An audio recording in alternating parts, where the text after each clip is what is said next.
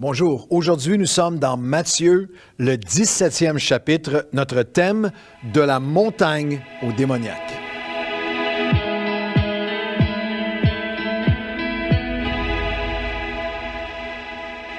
Bon matin à tous et bienvenue à votre café matinal dans Matthieu, chapitre 17, notre thème de la montagne au démoniaque. Le chapitre commence avec ce que je nommerais comme, j'identifie comme une erreur qui est commune, mais qui est lourde de conséquences. Une erreur qui est commune, mais lourde de conséquences. Dans Matthieu 17, les versets 1 à 5. 6 jours après, Jésus prit avec lui Pierre, Jacques, Jean, son frère, les conduisit à l'écart sur une haute montagne. Et Jésus fut transfiguré devant eux. C'est le monde de la transfiguration. C'est absolument à couper le souffle. Son visage resplendit comme le soleil, ses vêtements devinrent blancs comme la lumière. Voici Moïse et Élie leur apparurent, s'entretenant avec lui. Pierre, prenant la parole, dit à Jésus, « Seigneur ». Vous remarquez que c'est encore Pierre qui prend la parole. Toujours Pierre qui prend la parole, des fois pour le meilleur, des fois pour le pire. Mais ici, il exprime le désir de chacun. « Seigneur, il est bon que nous soyons ici. Si tu le veux, je dresserai ici 3 tentes. Une pour toi, une pour Moïse et une pour Élie. » Et comme il parlait encore, c'est une phrase commune, comme Pierre parle encore, une nuée lumineuse les couvrit. Et voici, une voix se fit entendre de la nuée, ces paroles, « Celui-ci, la voix du Père, celui-ci est mon Fils bien-aimé, en qui j'ai mis toute mon affection.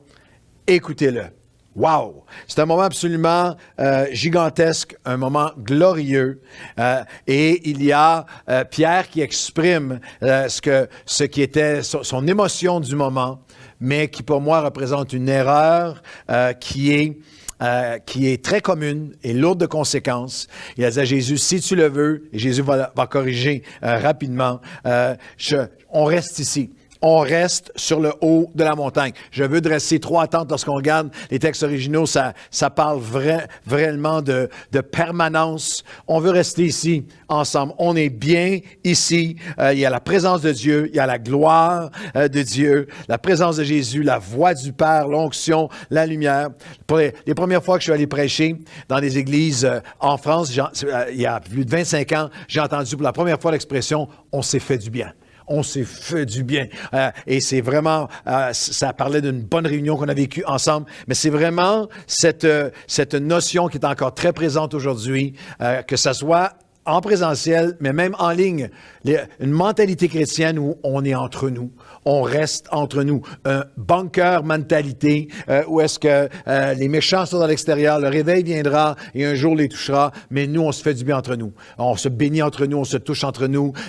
L'onction de Dieu, la bénédiction de Dieu, la louange, plus de louange, plus d'onction, plus de prophétie, plus de doctrine, plus de conflits, entre nous. Il est bon que nous restions ici, mais il y a un démoniaque au bas de la montagne. C'est la raison pour laquelle nous sommes là. C'est la raison pour laquelle Jésus est venu. Pas pour bâtir 3 temples où entre nous, on va entendre la voix du Père qui nous répète perpétuellement à quel point il est envoyé, qu'il est bien-aimé. Le bien-aimé est envoyé pour descendre de la montagne. Au verset 9, comme ils descendirent de la montagne. Et au verset 14, lorsqu'ils furent arrivés près de la foule, un homme vint se jeter à genoux devant Jésus et dit, « Seigneur, aie pitié de mon fils qui est lunatique, il est cruellement tourmenté. Il était hors de contrôle. Il était terrorisé, tourmenté. Nous avons besoin d'être rappelés que nous sommes l'Église qui descend de la montagne. Les moments sur la montagne sont précieux entre nous, avec Jésus, à le louer, à l'adorer, en sa présence, où la voix de Dieu vient faire son œuvre, où l'Esprit de Dieu vient rappeler à nos cœurs l'amour de Dieu et l'affection de Dieu, l'approbation de Dieu. Tout cela est précieux, mais on doit descendre de la montagne. Je veux dire à tous les leaders, pasteurs, chrétiens qui m'écoutent, même lorsqu'on est en ligne, on doit descendre de la montagne. La première portion du chapitre de Matthieu 17 est tellement pertinente. Il y a une erreur commune et lourde de conséquences. On ne peut pas rester dans le haut de la montagne. Il faut descendre vers ceux qui ont besoin de Jésus. La deuxième portion, c'est ce que j'appelle un examen et un constat courageux. Alors Jésus, au verset 18, prononce des paroles d'autorité au jeune homme qui est pris par un démon, adresse le démon en lui et l'enfant fut guéri à l'heure même. L'autorité de Jésus manifestée. Verset 19. Alors les disciples s'approchèrent de Jésus et lui dirent en particulier, « Pourquoi n'avons-nous pas pu chasser ce démon? » C'est assez remarquable. Les disciples ont eu un moment où ils ont eu la possibilité de demander un pourquoi. De demander à Jésus un pourquoi et d'avoir une réponse. Avez-vous déjà pensé à ça? Si vous aviez accès à demander à Dieu un pourquoi, quel serait votre pourquoi? Est-ce que vous seriez dans le pourquoi tu as permis ça, pourquoi la fin dans le monde, pourquoi j'ai pas eu, pourquoi j'ai pas avancé, pourquoi c'est pas, pourquoi pas plus vite, pourquoi pas plus tard. Eux ont eu accès à un pourquoi et j'aime pas mal le pourquoi. J'aime pas mal ce constat. Ils ont fait un examen de cœur et un constat qui est assez courageux. Ils ont posé la question, pourquoi n'avons-nous pas pu? Pourquoi est-ce qu'il n'y a pas plus d'autorité? Pourquoi est-ce que nous avons été si limités? Pourquoi est-ce qu'il n'y a pas plus d'impact? Pourquoi n'avons-nous pas pu être plus efficaces pour transformer des vies? Je crois que c'est un constat qui est très courageux de ces disciples, qui est très rare. Dans notre culture d'aujourd'hui, culture chrétienne même, croyants, leaders, beaucoup d'entre nous sommes beaucoup plus très rare de se questionner sincèrement. Beaucoup plus dans la critique de l'autre, beaucoup plus dans la justification du peu de fruits, dans la critique ou l'abaissement de celui qui semble avoir plus d'impact ou de fruits, dans la déresponsabilisation, le déni, la justification de soi, la projection dans le futur. On ne se pose pas de pourquoi un jour le réveil viendra. Dans un avenir utopique et glorieux, un jour le réveil viendra. Écoutez-moi bien, il faut de meilleures questions pour avoir de meilleures croissances, de meilleurs changements, de meilleurs résultats. Il faut franchir une étape de croissance cruciale. Je crois que c'est une des clés de notre ethos Nouvelle Vie qu'on fait bien imparfaitement, mais il y a continuellement une question de pourquoi. Comment et pourquoi pouvons-nous voir Dieu plus agir? Pourquoi est-ce qu'on n'a pas plus d'atteinte? Pourquoi est-ce qu'on ne peut pas voir encore plus d'âmes être sauvées? Pourquoi Seigneur, est-ce que je peux, comment est-ce que je peux voir ta main se manifester encore plus puissamment? Une erreur commune, mais toujours lourde de conséquences de rester sur la montagne. Un examen et un constat qui est courageux et qui amène à une étape de croissance concrète et cruciale. Seigneur, comment est-ce qu'on peut avoir plus de puissance? Jésus a un diagnostic. Il dira au verset 20, « C'est à cause de votre incrédulité, leur dit Jésus. Je vous le dis en vérité, si vous aviez de la foi comme un grain de sénévé, vous diriez à cette montagne, transporte-toi d'ici là, elle se transporterait. Rien ne vous serait impossible. » Mais cette sorte d'oppression démoniaque, de captivité démoniaque, ne sort, n'est libérée, n'est guérie, n'est brisée que par le jeûne et la prière. Par la prière et par le jeûne. Le descriptif du diagnostic du Seigneur, il dit c'est un enjeu de foi. C'est votre incrédulité. C'est un enjeu de votre foi qui a besoin de grandir, d'être développée. Sans la foi, il est impossible de lui être agréable. Dans Hébreux 11, lorsqu'il fait cette déclaration, il dira cette phrase qui résonne dans mon esprit depuis quelques semaines. Et ils ont eu la foi de voir, de croire que les choses même qui sont visibles ont été créées à partir de choses invisibles. Alors, Jésus dit là, c'est un enjeu. Le pourquoi, la réponse, son diagnostic, un enjeu de foi, c'est l'incrédulité et le diagnostic.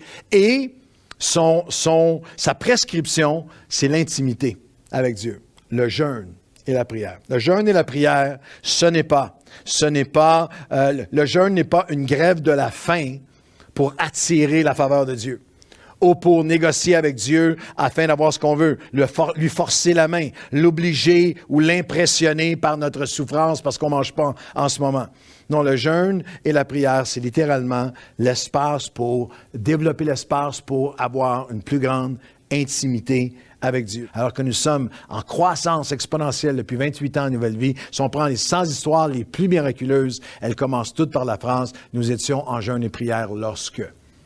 Alors Jésus parle de cette dynamique il y a une étape de croissance, il y a une mesure d'impact, de libération, d'onction, d'âmes sauvées, d'hommes libérés au pied de la montagne. Il y a une mesure de Dieu, d'action surnaturelle qui ne vient que par le jeûne et par la prière.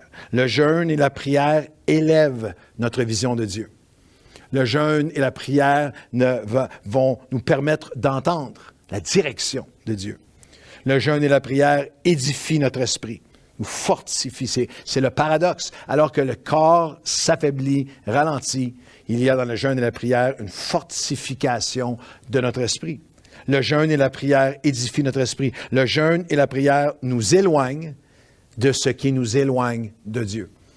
Le jeûne et la prière, alors que nous éloignons, renions la chair, toutes les pulsions de la chair, de l'appétit, il y a cette dynamique spirituelle que le jeûne et la prière nous éloignent de ce qui nous éloigne de Dieu. Le jeûne et la prière éteignent, pas en permanence, pas pour toujours, mais permettent d'éteindre certaines des pulsions les plus toxiques dans nos vies. Le jeûne et la prière créent un espace avec Dieu.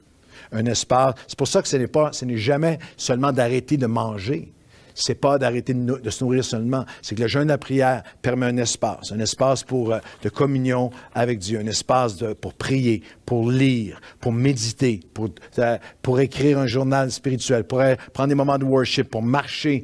Moi, j'aime marcher lorsque je jeûne et prie et parler à Dieu, pour recevoir, pour être fortifié, pour la vision, pour la prière. Le Matthieu, chapitre 17, il y a cette progression.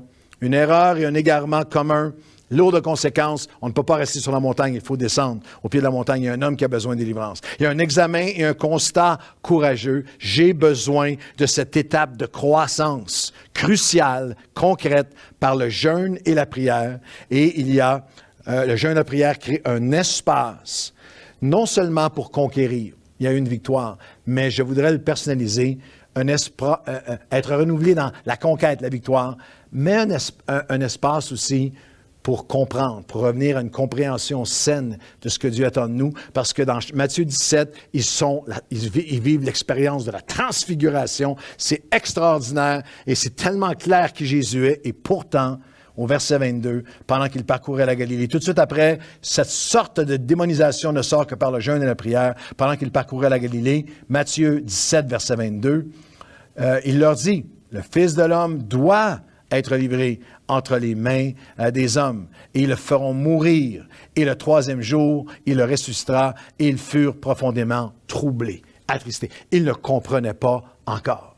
J'ai besoin, vous avez besoin, on a besoin ensemble de descendre de la montagne pour aller toucher ceux qui ont besoin de libération. Nous avons besoin de ce constat, de cet examen de cœur. Seigneur, j'ai besoin de cette prochaine étape de croissance, de créer un espace avec toi, afin que tu puisses venir me parler, afin que tu puisses m'aider à conquérir, à libérer, à fortifier d'autres, mais aussi que tu viennes élargir mon cœur, que tu viennes, Seigneur, par ton Saint-Esprit, me ramener à cette compréhension. On peut vivre 1000 expériences dans le haut de la montagne, mais Seigneur, on a toujours besoin d'être renouvelé dans notre compréhension de tes plans, de ta volonté, de ta direction, et surtout, de notre mission. Nous ne pouvons pas rester entre nous sur le sommet de la montagne. Nous devons descendre. Il y a des hommes et des femmes qui sont démonisés, qui sont captifs et qui ont besoin de ta libération par nous et en nous, par ton esprit,